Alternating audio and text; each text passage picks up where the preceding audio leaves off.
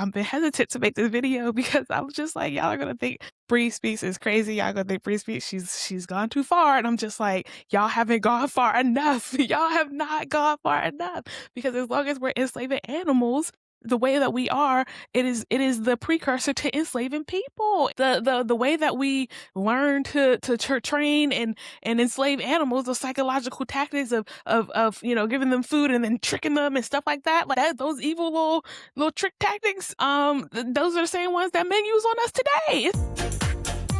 They show up as a person who is telling the truth in a world of lies. Hello.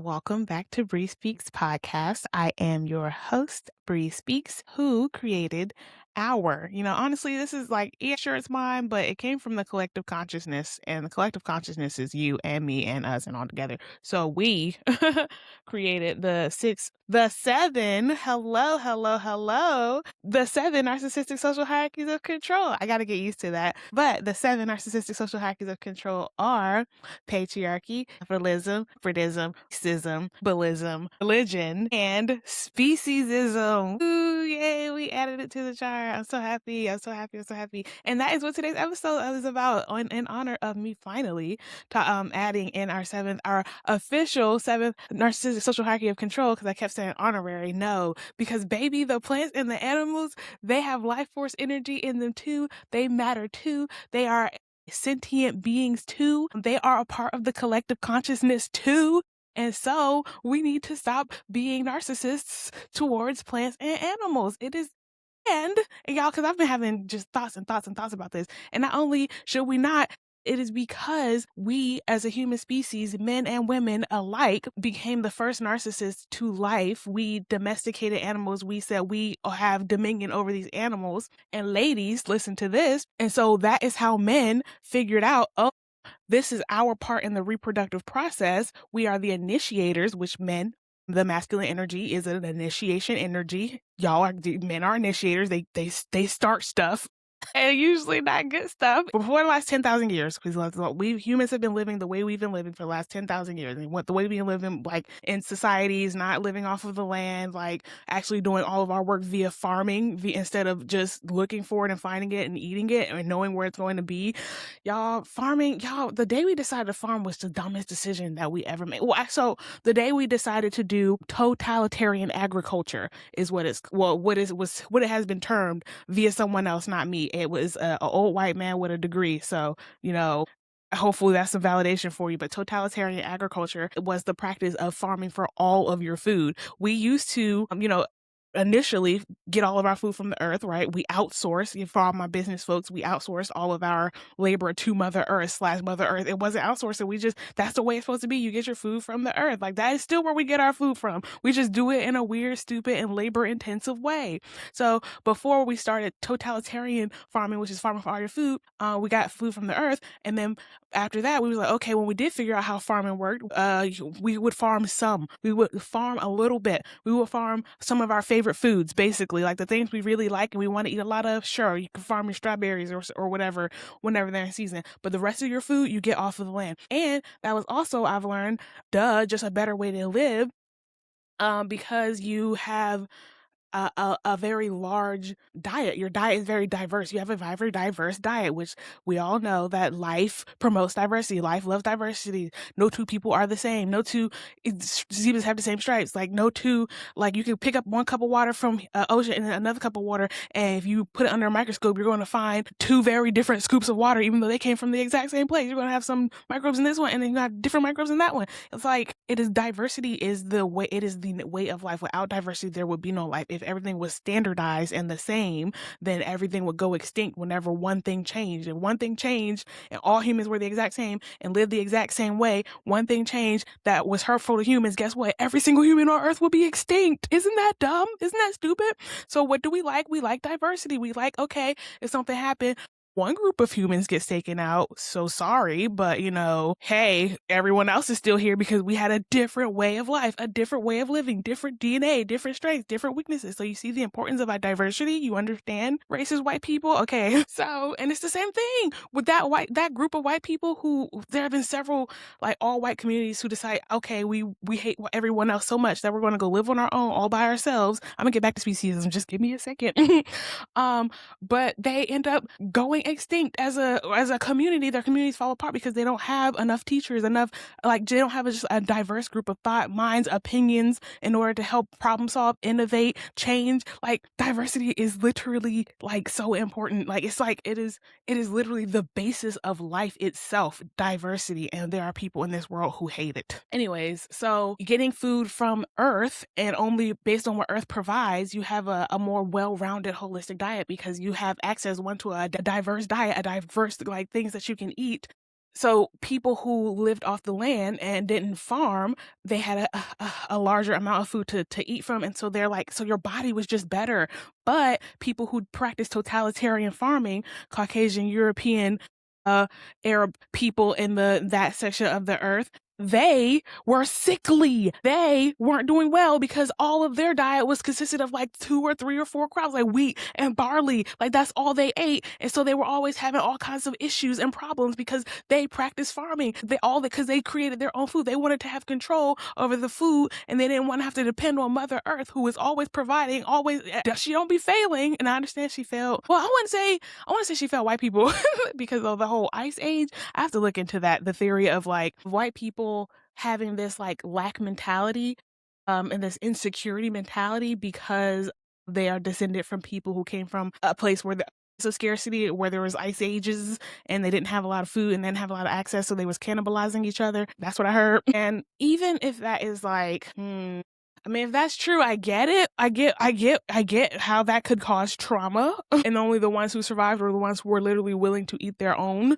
to cannibalize their own people. And then and you had to turn off your emotions and cut off your connection to spirit. And then thus the narcissist was born. I'm like, but eventually, even when that trauma happens, you gotta heal. You gotta look up and say that happened at one point in my ancestral life, but it's not happening anymore. God can provide, so let her do it. Okay.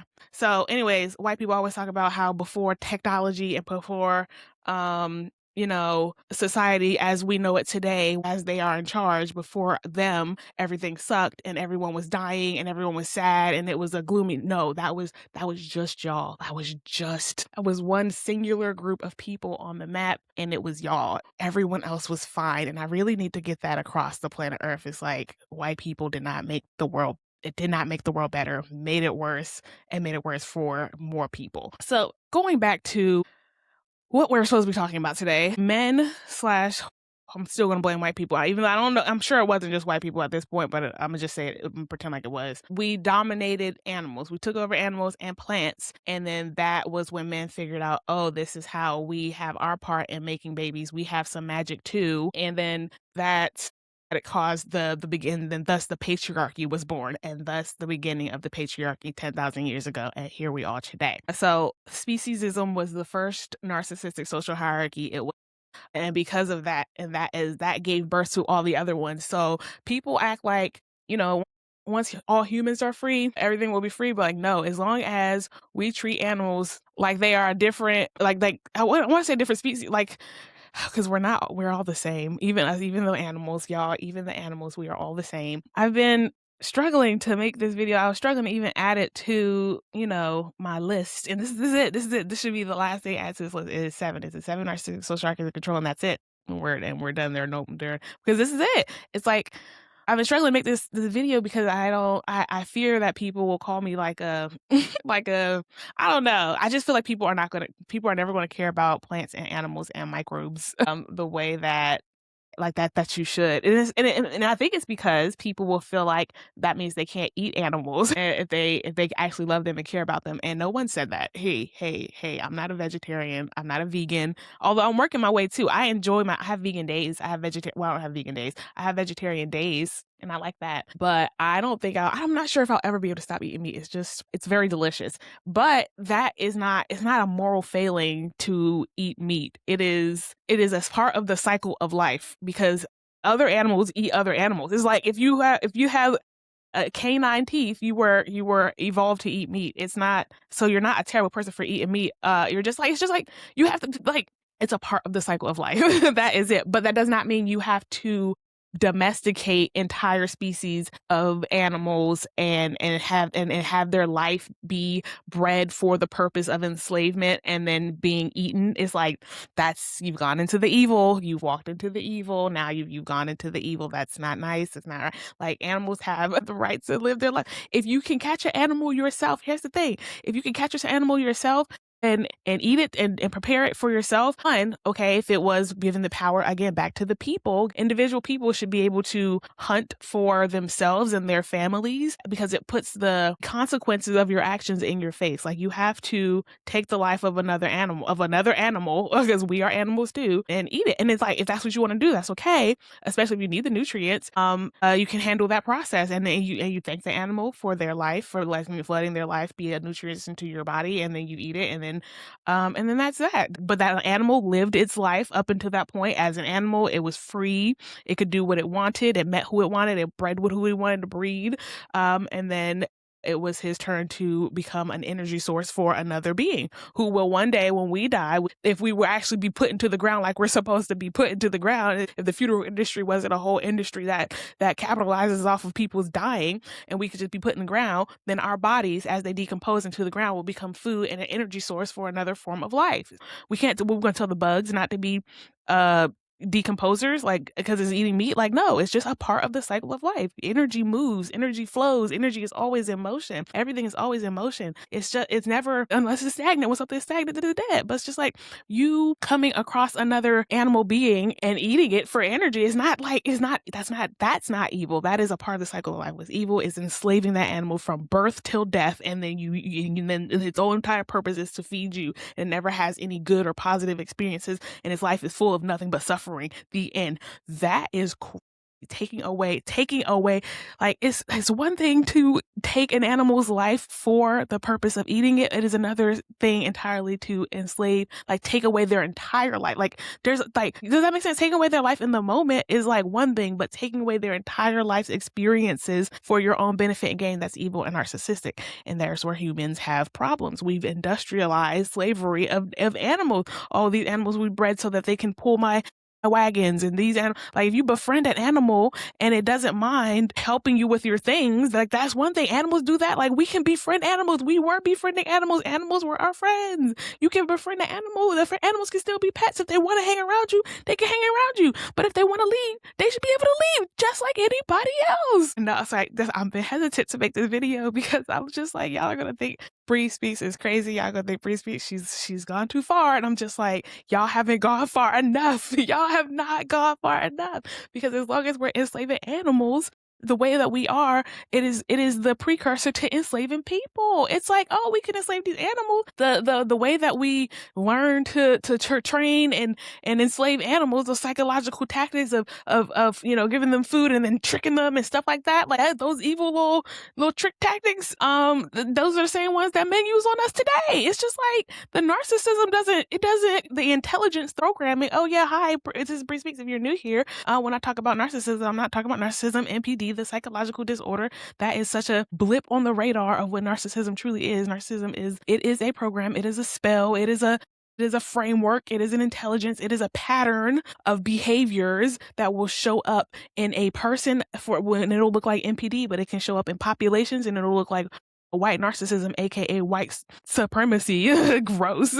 Or it'll show up in a monetary system, an economic system, and it'll show up and it'll look like capitalism, taking advantage of all people who are the labor class and it being exploited by the narcissistic owning class. There is no ownership. Narcissism is the idea of hierarchy, that some people are above and some people are below. Like your good corporate America says that CEOs are above the VPs, who are above the directors, who are above the managers, who are above the workers. And now you have that hierarchy, and now people at the top are going to exploit the people at the bottom. It's just what is the whole point of the hierarchy there. The moment we said that animals are beneath us. And when we created a hierarchy, we started exploiting the lives of animals. That is how it went, exploiting the lives of plants. And I know people they're not going to want to hear that. But plants, there are so many studies that have scientific evidence of plants reacting differently in different emotional environments. If you like breathe on them differently, if they listen to different music, like if you treat your plants with love, they thrive. The moment you don't, if you can put through the same amount of watering and food, but you can put hate into your plant and your plant will not grow as much. Like there is look it up, go look it up, go look it up, go look it up. Like plants have feelings too. Y'all, I know y'all gonna think I'm crazy. This is why I haven't been wanting to make this video. This is why I didn't want to add them onto the list. But I'm just like, y'all, like, look, think about like elephants. Y'all, that we have evidence of elephants. They mourn. Elephant of whales. They protect each other. Like it's just like they all have the same exact behavior as humans. But it just shows up in an animal. They are nothing but where's my little guide? My little guide. I also chose. I never said in my other video, but I also chose God because God is love, right? Jesus is love, right? Everyone says Jesus is God, even though God is Jesus and Jesus is God. But I am God and you are God and everyone is God. It wasn't just Jesus. Anyways, so God is the collective consciousness, which is this empire does collapse. How does American life change or Western life change? Okay, so one theory that's very important to understand is something called Hermetic philosophy. And Hermetic philosophy is what underpins Plato's Allegory of the Cave. And Hermetic philosophy comes from Egypt. And it has certain principles, but its main principle is that reality is energy, it's vibrations. Okay, so we think of it as material, but material is a consequence of energy, right? So what this means is that reality is consciousness itself. So our thoughts are what's real. Our bodies are just vehicles to experience the world around us, but they're not real. When we die, our souls return to the source and we come back again. And we're here permanently in order to experience things we cannot experience in the spiritual world, because in the spiritual world, it's not material. So what's really important is to appreciate that every one of us is part of the source. And so if we think about the totality of things, we can only become despondent. We can only give up hope. But if we think about how individually we can become a better person and how we can impact the people around us, then that becomes reflected onto the reality itself, because we're just part of God itself, right? So the idea is as above, so below, as below, so above, meaning that we are each and every one of us fractals of God. So if we choose to be a good person, this makes the world a better place. If we choose to be a bad person, it also makes the world a worse place. So it's not really about how can I stop these wars from happening, because you cannot. It's not really about where can I put my money to generate more income, because that's not going to happen. It's really about how do I live my life to the fullest? How do I become a much more creative individual that brings goodness to the people around me? And if you do that, you're changing the world every day for the better. This life force energy that is love, and each of us have our own little teeny tiny little unique droplet of this love energy. Some of those droplets go to plants, and some of those droplets go to animals. These trees, these big. I was in Africa. There was this tree. The energy that pulsed off that tree was probably the biggest tree I've ever seen in my life, like in person. And it was like I can't explain how the energy that I felt off of this tree. People are gonna think I'm crazy. People are gonna think it's because, and you'll think that I'm crazy as a highly sensitive person, because you're stuck you're stuck in the 3D, you're stuck in the masculine. Oh, and I learned the word, the video I was talking about, like TV programming, and I can tag it here. I said that you need to desensitize yourself from things in the 3D, and that was like that was a bad word.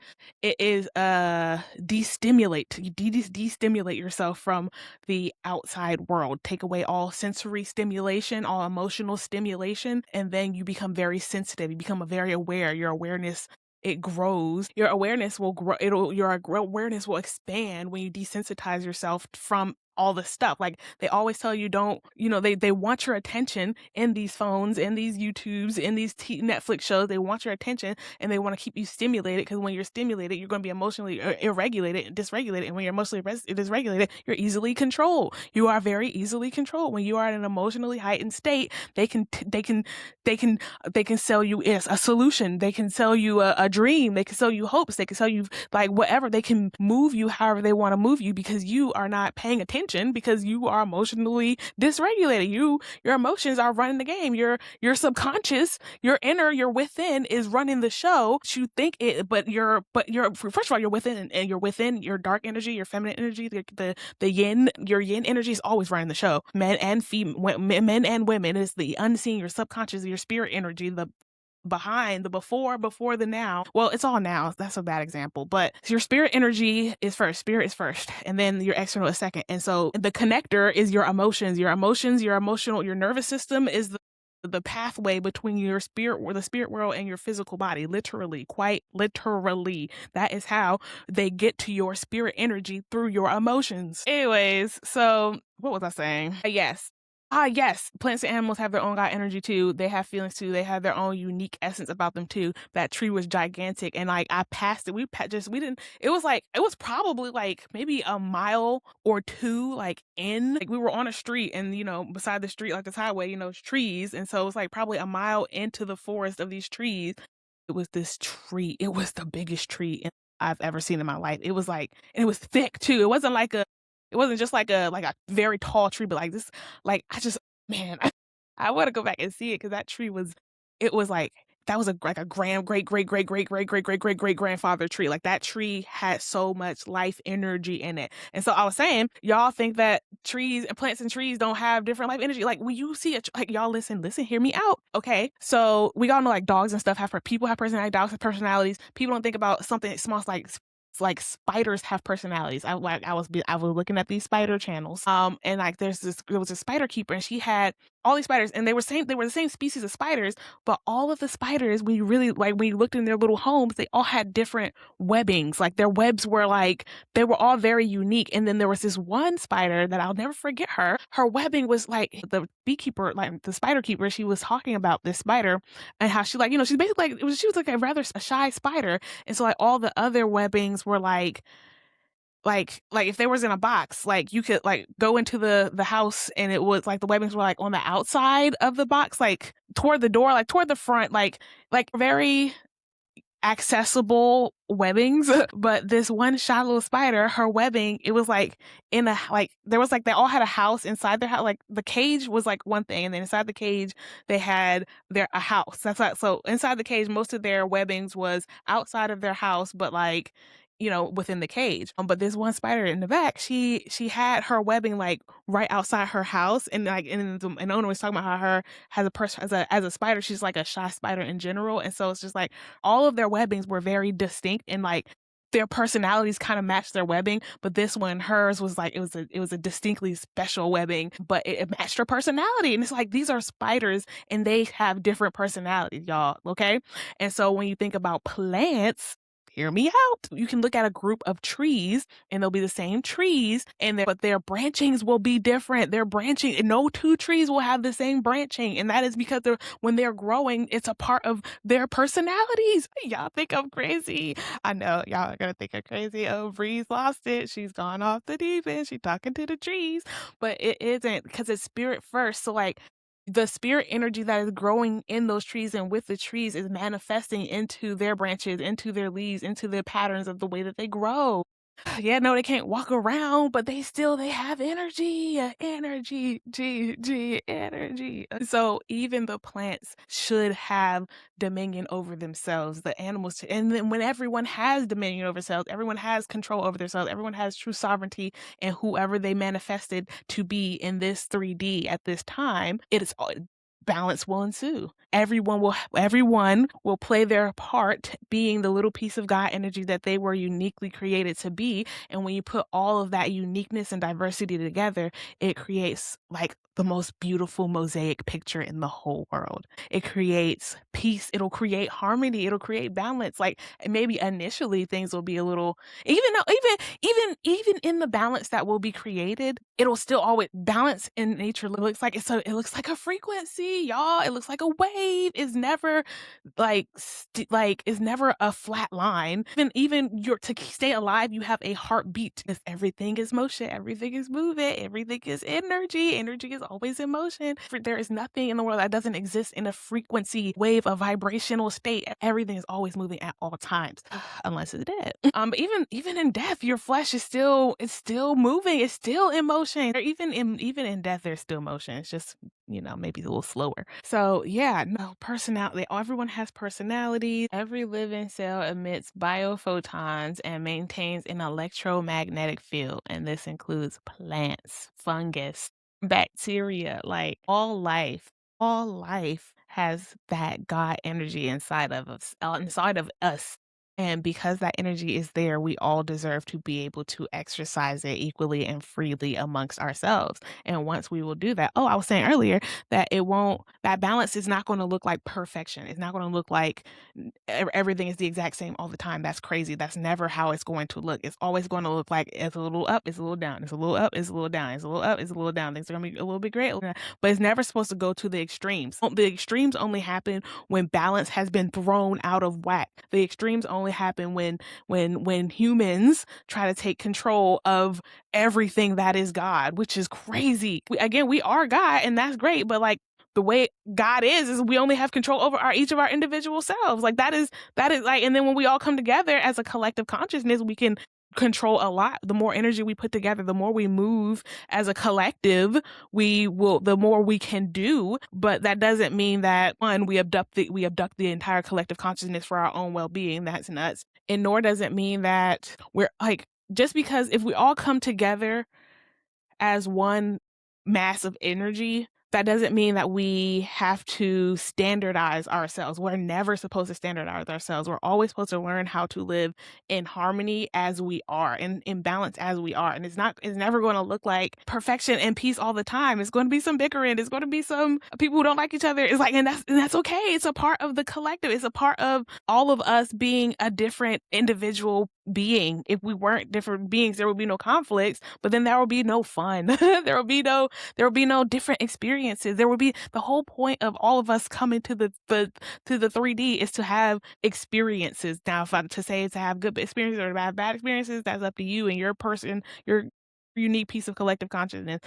But we're all here to have experiences, and those experiences are supposed to help us change and grow and become like a different, like not necessarily become a different energy droplet, but like we're supposed to change. We're supposed to change. We're supposed to grow. I don't know. I can't say nothing else more than that, but like but we can't change and grow without having different experiences. That is like, we're here to grow and change, but we can't do that if we don't have different experiences, and we don't have different experiences if everyone is the same. So everyone has to be different. And so some of those experiences, so everything exists on a spectrum. And so out of all the experiences that are possible, some are going to be terrible, some are going to be, the best in the world. And then there's going to be, most of them are going to land somewhere in the middle. And that is what we have to be okay living our lives as, is like, we can't control every outcome. Some outcomes are going to be great. Some of them are not going to be so great. Some of them are going to be not what we have preferred, but it's going to, but it'll be fine.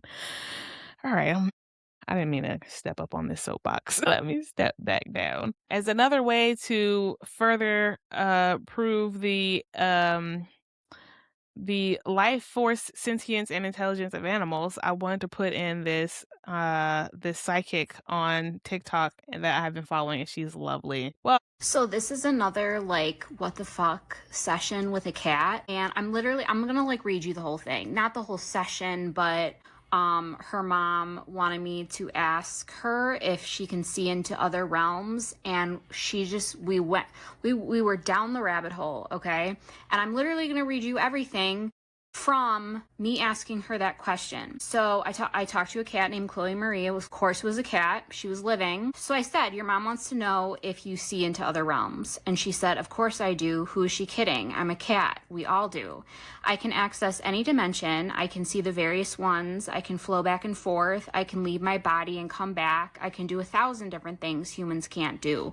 Well, you could if you knew how. I said, what do you mean if we knew how? She said, you can't harness that part of your brain, that part of you that can astral travel, that can dip between dimensions, see beyond the veil. I said, what does that mean? She said, it means you have the ability to harness your inner self, your soul, and travel through dimensions to see what is not there. Well, I take that back, to see what is there that you cannot see with your eyes. I said, like spirits? She said, yes, like spirits. Some advanced souls, very advanced, are able to do this in human form. A select few, and I mean a very small amount. Most humans can't, and you're really not supposed to, because that is not what life is about. You're supposed to be here in this realm, on this playground, living life in this space, and seeing only this dimension, this timeline, this space you are in. I said, okay. Are you saying that there's more than one timeline? She said, there is no time. So to say multiple timelines, it is hard to explain. And then she told me to take my dog out because he was crying. And I was like, no, like, I'm just going to try to like wait it out. And she's like, take your dog out. Like, just come back. So I did. I said, okay, so you're saying there are multiple timelines, but time isn't real. So can you explain that more? She said, everything is now, everything is happening now. So everything that is going to happen has already happened and we can access it, but you can't. I said, are you saying you can access the future? She said, it's not the future because the future is happening now. You're confused. Yeah. She said, let me explain it this way. You have a lamp and you turn it on, then you turn it off. You've already turned it on and off a million times. You've already given it away. It just hasn't happened in this timeline yet, meaning a past and future does exist in this timeline because you can't access the past and future now like I can. And so I said, because everybody's always mad that I like don't talk to these cats for longer. So like the session went way over where I'm deep diving into this. I said, so you know what's going to happen in the future is what you're saying? And she said, I can access it, yes. I said, okay, so can you tell me what will happen in the future? And she said, you already know, the earth will be destroyed. Now this references another session I had with a cat who was explaining how life is a playground and like earth will be destroyed, but it's been destroyed like a ton of times already. And it was really confusing, but that's what she's referencing. I have a video about that. I said, I don't mean that future. I mean like, I don't know, 5 years from now. She said, I can access it, yes, but I choose not to. I could, please believe I could. I can see, but humans aren't supposed to know until they can figure it out themselves. I said, meaning? She said, meaning you will develop into a being that can access the past and future. You just haven't evolved to it yet. You are where you are supposed to be within the level you are at. Some people are able to access it, but it is such a minute amount, a minuscule amount. And you cannot trust it. It scares you. The paranormal, the unexplained, humans cannot handle it at this time, not at the brain level you are at. And I said, are you saying our brains need to evolve more before we're able to do all this stuff? She said, I'm saying you do not have the ability to harness everything in your brain that it is capable of doing. So most of the brain lays empty, unused. It's not harnessed. It's sitting dormant. You have to evolve to figure out how to use it to its full potential. Now, I don't know. I'm not a scientist. I'm not a physicist. I don't know quantum mechanics. I don't know about the brain. So like, if anybody wants to chime in here. I said, can you tell me how to do that since you seem to know everything? She said, you already are in a sense because you are talking to me. You have to leave this dimension to communicate. And I said, but what do you mean? Like, communication is happening in another dimension? And she said, Google what a dimension is right now. I'll wait. So I Googled what a dimension is. I know what a dimension is, right? But I Googled it and I was like, yeah, I still don't totally get it. She said communication, telepathic communication, happens on a different plane. You are accessing something higher, an overlay. Communication with beings, living in spirits, human and animal. This is accessed in another dimension. You have access to it, obviously you do, but you had to learn how to harness it. It is overlaid directly and meshed with this one, or the dimension you're in now. And I was like, crap, I feel like I need Neil deGrasse Tyson again, because like, I don't know, so many people are like, he's terrible and he doesn't believe in this stuff, but like, I need somebody, like someone. So she said, you don't need him, she said, you don't need him, you don't need him. Time and space exists, your dimension and mine. the one where you are sitting in bed and I am sitting on a chair.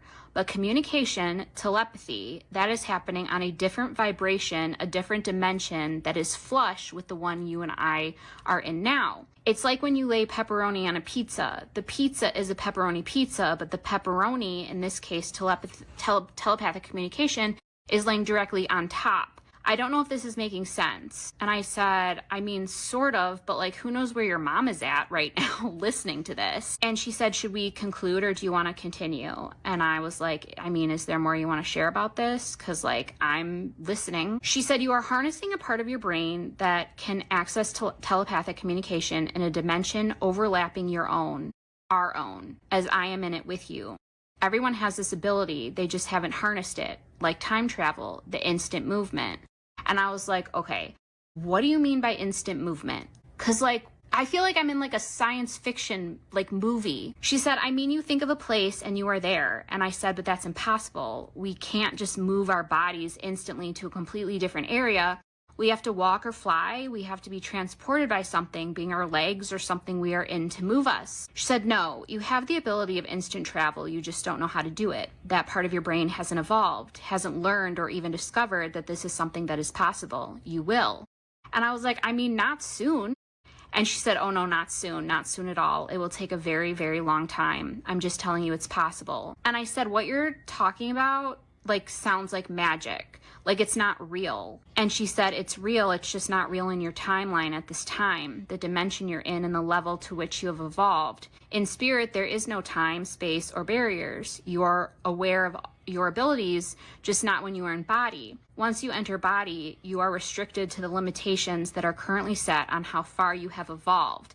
And I was like, so are we monkeys? Like, are we just not evolved beings? And she said, you are where you are supposed to be at this time, here on Earth as it exists now. The playground you are aware of. The playground evolves, and so do the things on it, but slowly over a vast amount of time. And I said, but time doesn't exist, because they all tell me that. She said, it exists here, just not there. There is a timeline here, just not there. And here isn't real, but this is enough for today. It has become too complicated, and I have shared enough.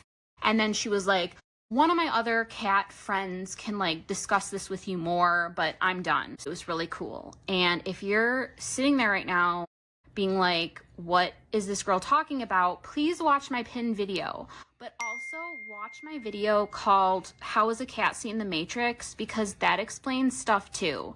Like, it's really wild. And it's not every cat. Like it's totally not every cat, but some cats are just like intense. So I wanted to share that with you, literally word for word, verbatim. So that was a fun one.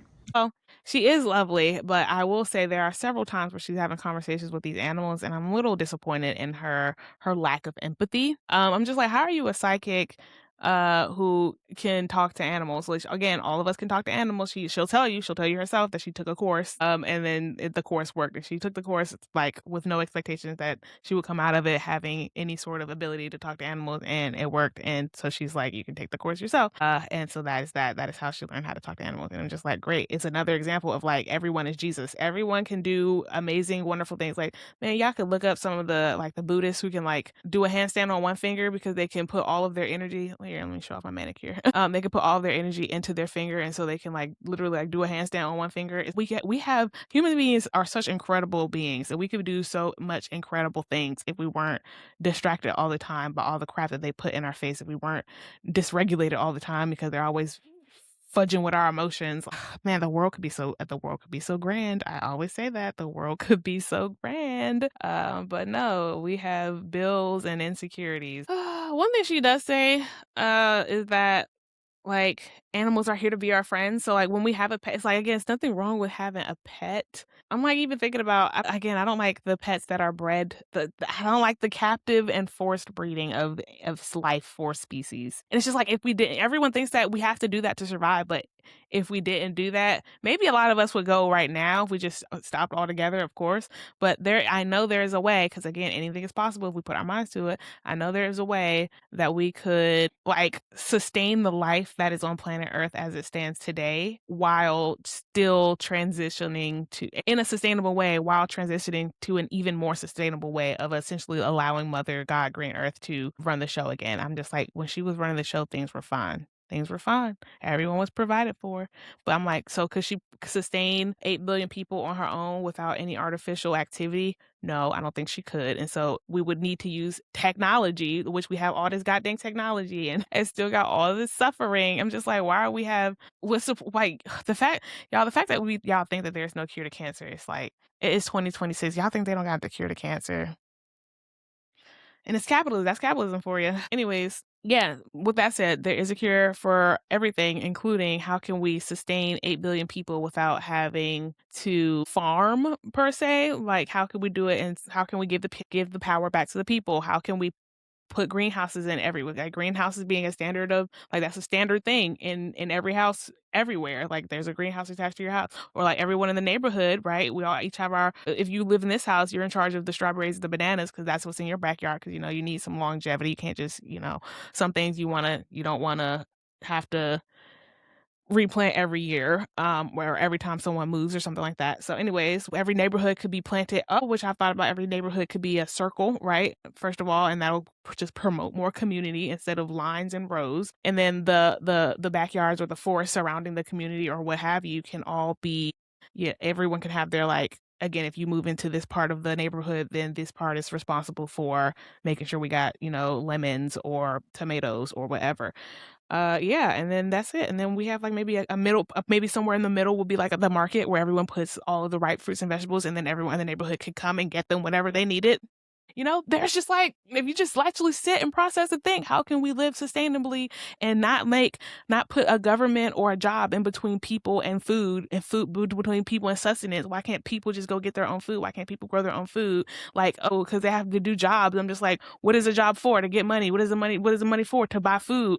So why can't we just, again, just let the people get their food? And then all these stupid fake jobs. It would take care of inflation because people, again, we would have community, so we wouldn't have to pay all this goddamn insurance. So we would have, like, it's just like so many of the jobs that, like, the stock market wouldn't exist. So many of the jobs that exist only exist to sustain a system that enslaves us. And so if we were free to be able to live independently as people, like, half of the things that we have, like, that we need, like, that are existing, they just wouldn't exist because there would be no need, because it will be redundant or stupid or like just duplicative. It's just like, it will be nonsensical. Like, there's so much literally, there's so much bureaucracy between us and food. That is what it is. Which is what the narcissists love. They love to put, the narcissist loves a middleman.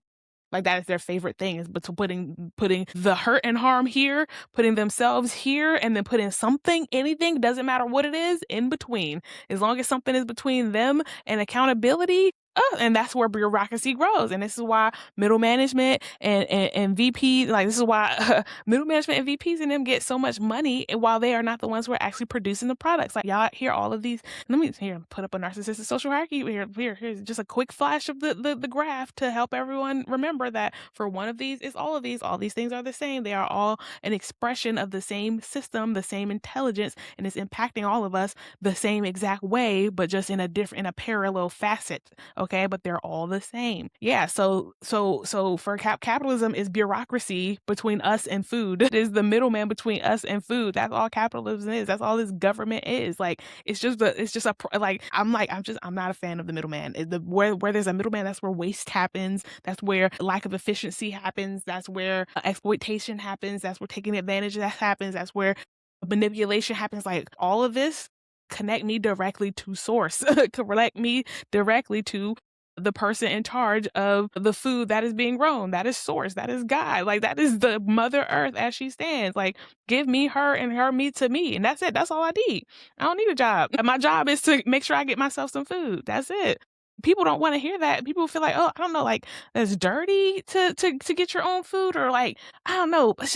It is, and it's the great equalizer. If everyone's job was to get their own food and to make sure, their community has food, it's like, yeah, then there's no CEOs, but that's fine. There's no rich people flying off in jets, but that's fine. It's like you have what you need. You have food, you have community, and then if you want to scale community so that you can have things like planes and technologies, there's a possibility. There's a world where it exists. Just got to find it. I'm just like, I just hate the people who every time I propose a solution, they're just like, oh, impossible. No way we could ever get there. There's no way in the world it could ever exist. And I'm just like, do you ever get tired of having a limited mindset? Do you ever get tired of being limited in your ability to create new solutions? Do you ever get tired of being in a box? You don't ever get tired of that? The same thoughts, the same rotating thoughts with no different possibilities. That's okay with you? You like that life? You enjoy that? Okay. All right, well, y'all keep that limited thinking over there. And all the people who feel like we can make a change if we just put some. Again, I feel like they're common sense. I want to say put together some good common sense solutions, but I'm like, I know getting people to want to actually farm their own food is gonna be tough, but I think we can convince people. When you really break it down of that people are working, because like the other reason why people are working is for hierarchy, is for status, is to show off that, oh, I am this wonderful person and I'm better than you. Like that's the only reason why people want flashy jobs and stuff like that, just because they want to be able to show that they're better than other people. But that's the exact mentality that we're trying to destroy. That's the exact mentality that needs to be buried far into the core of the earth, in high pressure and high lava zones. That's the mentality we need to not water and not give room to breathe and let suffocate and die. So if you want to not work for your own food because you want to feel like you're better than other people, you cannot learn how to forage your own food and live off the land and help the community, and you can do that by yourself. And let us know how far you get. Let us know how far you get. I don't know. Come on. We can talk about plant intelligence. Y'all know about the mycelium underneath the ground and that connects all plant, like it just talks, like the plants talk to each other. Like y'all think, all right, this is a quick episode because just wanted to introduce. And I guess I never really went through the actual the ranking system that I put in place for our friends, the plants and animals.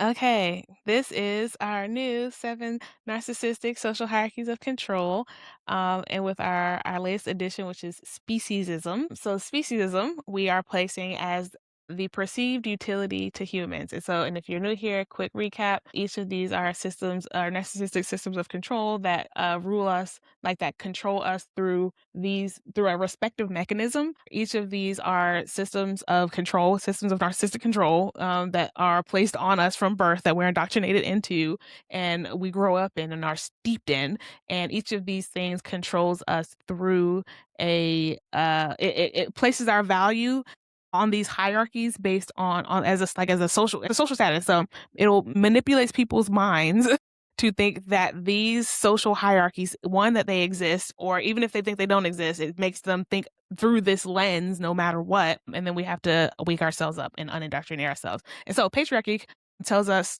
our value based on our gender roles, and if we conform to the gender roles the patriarchy tells us to. Classism rewards us or ranks us based on our class. Corporatism ranks us based on our status or our title in the corporate hierarchy. Racism ranks us based on our race. Abrahamic religions ranks us based on our morality. Are you saved or are you not saved? Are you the right religion? Are you not the right religion? Are you good or are you bad based on this religion? Ableism / ageism, because these both rank you based on your mental and physical capacity to work. So if you are, a useless baby, you shouldn't be here. And the only reason why you have any value as a baby is because you're going to grow up to be an adult one day. If you weren't going to be an adult, then you are a useless baby forever. And so, or ableism, which is them ranking us based on are you able-bodied and neurotypical or are you not? And if you're not, you are lower on the hierarchy or lower on the value of yourself. And so our latest edition is speciesism, and it is breaking a species based on their perceived utility to humans. Oh, gross, nasty. Number one is, of course, if you're a human, you're the bee's knees. You are winning. You are socially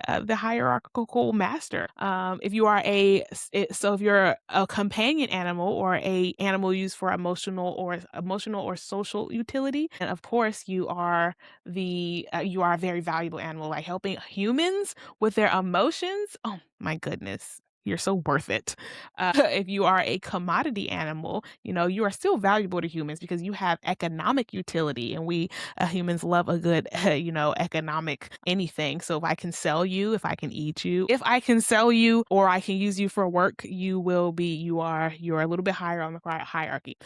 But then if we go into crops and medicinal plants, so now if you are not even an animal, if you're not a sentient being, well, actually plants breathe too. I'm just like, how do you really even, how do you, that sounds like I literally don't see life as any different. Like I don't see life as different. Like because it's not. So I'm just like, what is the difference between a animal like us and a plant? Like, okay, I guess if you have cellulose walls, if you get your energy from photosynthesis, then you are lower on this species totem pole.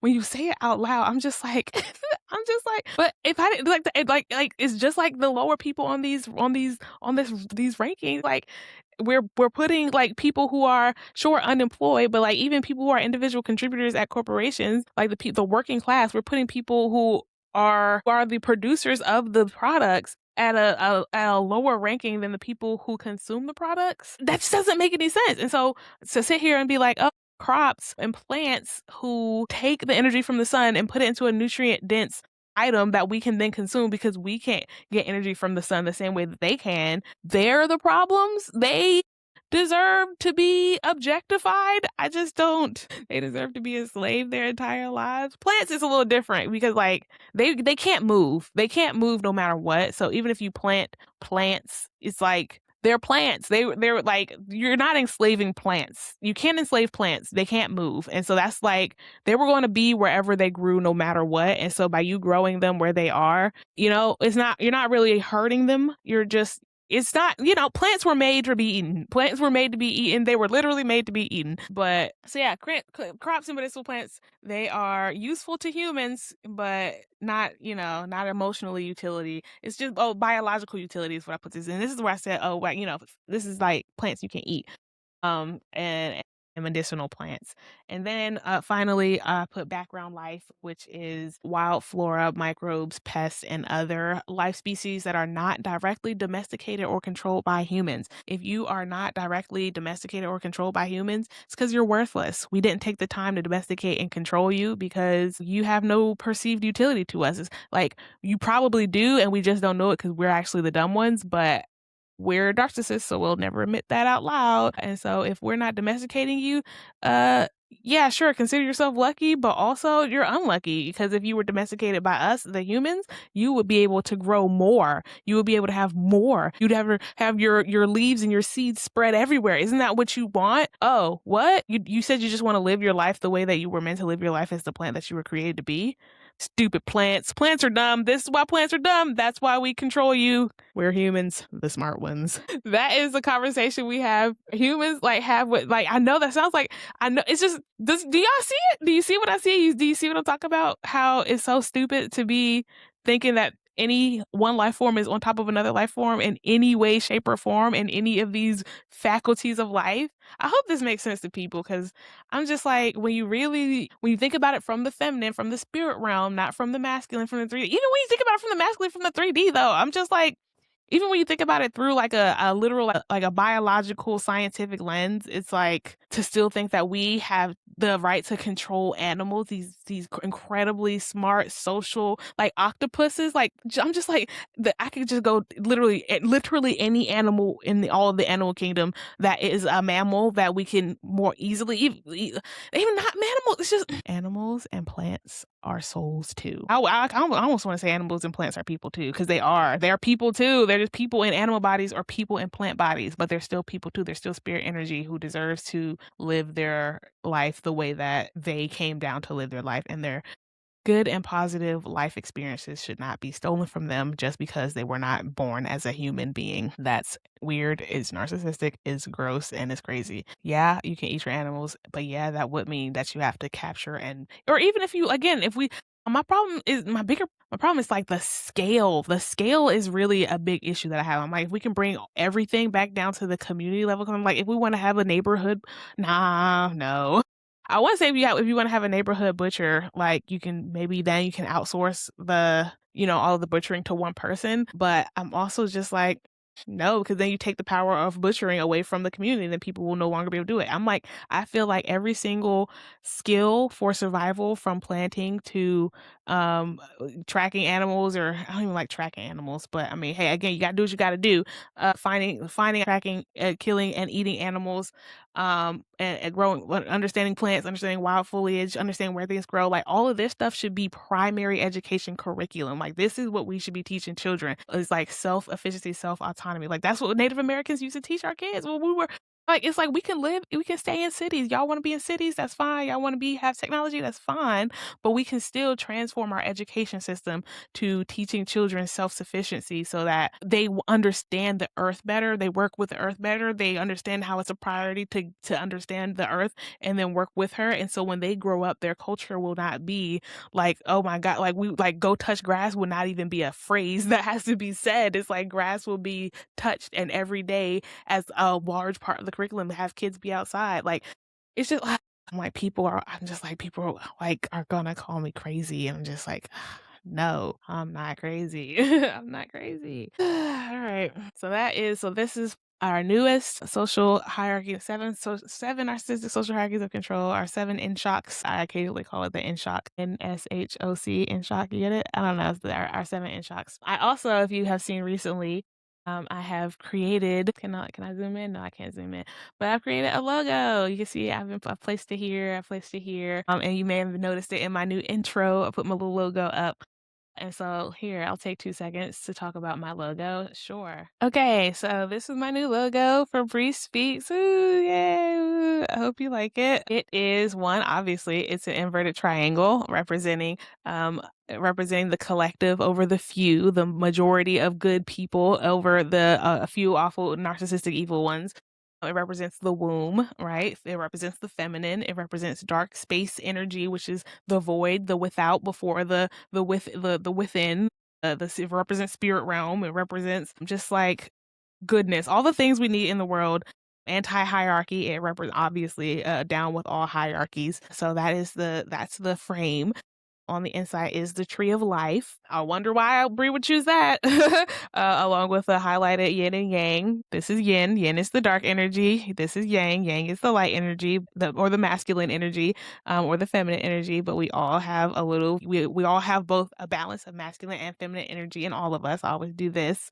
I also like this because it reminds me of, I'm a Cancer, and the Cancer sign is the 69, which also always reminded me of the yin and yang. So, yes, it's also, I don't know, I'm gonna throw some Cancer in there. Lilac is my favorite color. It's this purpley color. It's just like, I like it. It's always just been like, I don't know, it's like purple is like royalty, but I like the light purple is like a soft, it's like, it gives it a softness. I don't know, I just like it.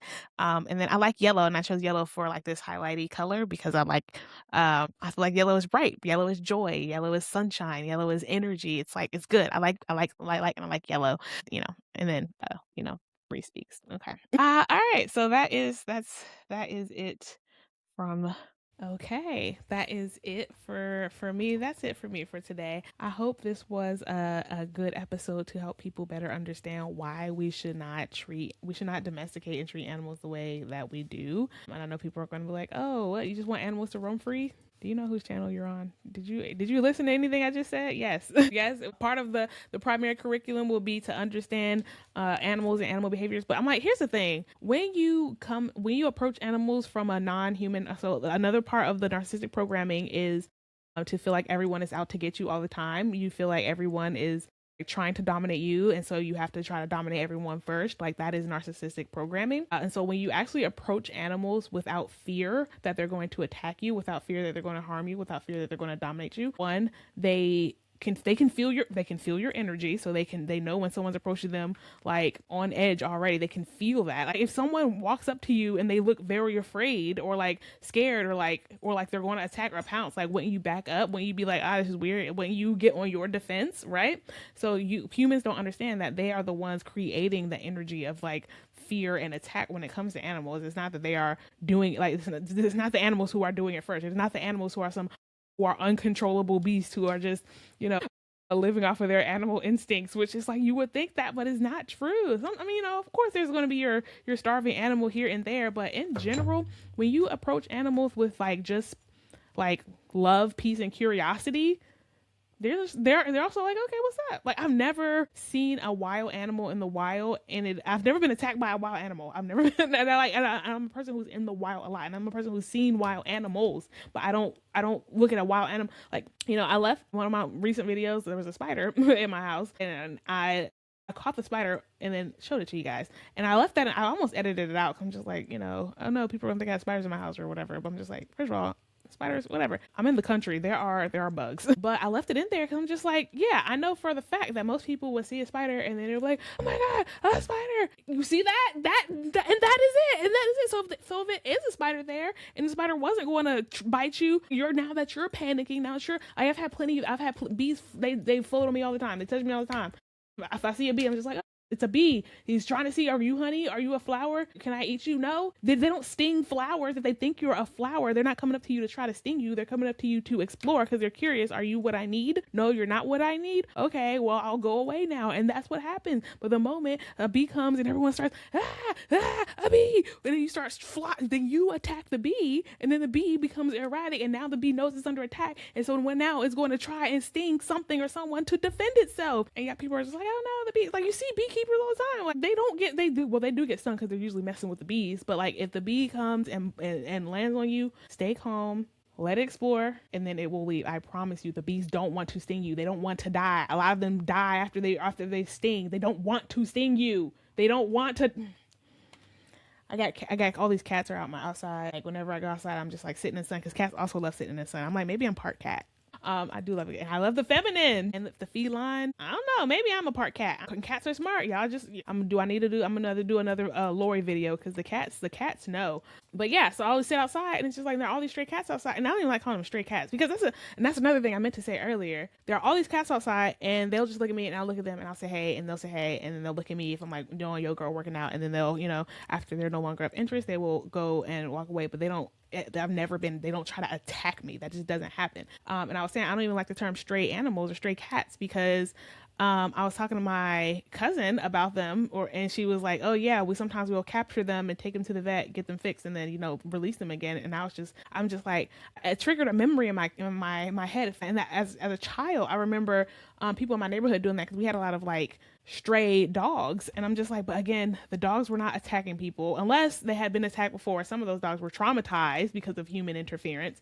But I was just like, to think about someone capturing me in my home, taking me to an unknown place, me being at this unknown place, getting a shot in my arm, and then passing out, waking up with pain all in my reproductive parts. I don't know what's going on with me. I don't know what's happening to me. And then someone just dumps me back in the place where they found me, back in my home. That's trauma. That is trauma because they don't want you to have children. That's evil. Y'all, that's evil. That's evil. I'm just like, and I know humans do it because they want to reduce, the population of cats or animals or stray animals that are around their homes. But I'm just like, if there are a lot of stray animals, it's one, that means they have their own food source. Because I know a lot of them like, oh, I don't want them to starve out here. And I'm just like, they are fully grown adult animals.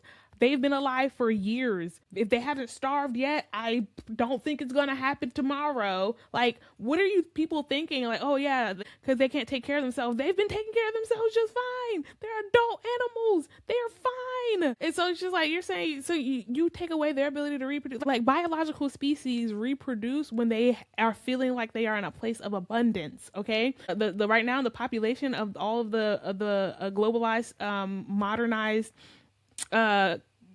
places are going down in population because there is not enough resources to go around. Well, there is, but they're all being hoarded by the top of the hierarchy. And so the collective, the people at the bottom, again, these are fake social hierarchies that don't actually exist. And it's all that's because we believe they're limiting beliefs that they've placed and indoctrinated into our minds. But because the collective doesn't have enough resources / doesn't feel like they have enough resources, we stopped having babies. That is any biological species ever, not just humans. Like if you put a bunch of, birds in a giant bird cage and you put a certain amount of food in there, and if you I have a whole video on it about how like biological species work. If there's a lot of food, there's gonna be a lot of reproduction, and they're going to keep reproducing because they feel like they got a lot of food. The moment that a species feels like there's not a lot of food, they stop reproducing. It's happening in real time. We're literally going through it right now. And so to feel like we as humans have to manage the population of other species because they're not going to be able to have enough food for themselves when they are doing fine. If they're reproducing, that means they feel like they have a lot of food. If they're not reproducing, then they won't reproduce, and then, like they'll figure it out. Like humans think that animals are dumb. Even if animals are dumb, humans, like, it's just like God is not dumb. The creation of life was not a stupid process. And so if animals are here, it's because they've been programmed. If you want to say it was God and they were programmed and designed to be a certain way, or you want to understand and respect their individual spiritual, physical experience and understand that they are living their own experience and they should be able to do what they want with that experience, that's one way. But either way, they'll be fine on their own. They don't need human intervention of any way, shape, or form. It's like, it's not our responsibility to try to govern the earth. It is not our job. But humans don't want to hear that. They feel like God put us here to govern the earth. No, God put all of us here to have experiences, and that's it. God didn't create hierarchy. Humans did. That's a human invention. So, all right. Anyway, so that's it. That's all for today. Thank you for coming. I hope you learned something, and I hope you see something from a different perspective. That is always my goal, is to get people looking and thinking at things from a different point of view. And if you did learn something and you want to promote my messages and you want to, help your girl with her dreams, you can always send me a donation on Cash App at Bri Speaks, the number 2, BRISPEAKS 2, or you could join my members only. Woo! And where right now I'm doing vlogs. I know my recent vlog was talking about if I should become Shira 7 and go the sprinkle route for money, or if I shouldn't. So if you want to go over there and give me your suggestions and chat and talk, feel free to do that in my members only. Please join. The woke AF tier is the best tier. But if you're woke, I appreciate that too. But if you're woke AF and you go deep and you want to think even deeper, come along, join the members only. Or you can also support by buying a free, I almost said free to ADHD, Speaks at brispeaks.co. You can find my 7 narcissistic social hierarchies of control PDF, and you can have it. If I make 7 narcissistic social hierarchy of control merch, will anyone buy it? If I put my logo on like a mug and then put like the chart on the back of the mug, would you buy it? Let me know. Is that all right? Keep me posted. I'm like, would it go good on a hoodie? No more hoodies. I'm never selling a hoodie again. That's a lie. I love a good hoodie. I won't sell a black hoodie again. Like, that was my problem. It's like, again, my wardrobe is colors and they are bright. And so I had such a hard time advertising my own clothes because I made it in black, and I'm just so disappointed in myself that I really didn't. I was just like, oh no, everyone loves black except me, but like, I'm sure everyone else loves black, but I'm just like, girl, you're the one who has to wear and promote this creation of yours. You should want to wear it more than anybody else. And that was my fatal flaw. I didn't make something that I wanted to wear. I made something that I thought everyone else would want to wear. And that is very off-brand of me. So you know what? Yeah, I'll make myself a mug. Because I'm telling myself that I would drink a mug that has my logo on it, my Bri Speaks logo, with the 6 narcissistic social, the 7. I gotta practice with my 7 narcissistic social hierarchies of control on the back. I would drink it, and then when I turned around and everyone saw the little chart, they'd be like, "Oh my God, what's that?" and then I'll be like, "Oh, do you really want to know?" And then it'll end with me telling them, and that's why plants are humans too. Woo! I'm funny. Okay. All right, so yeah, you can support by buying my PDF at brispeaks.co. And if you want to follow me on the socials, I'm on TikTok at bri.speaks. But really, YouTube is the place to be. If you want some Bri Speaks, this is where you should get her. Yeah, and so that is it for now. If you made it all the way to the end, thank you and congratulations. You should put a inverted triangle in the chat so that I know that you made it all the way to the end. And I hope I see you next time. I love you. The God in me loves the God in you. I'll see you next time. Stay woke. Bye-bye.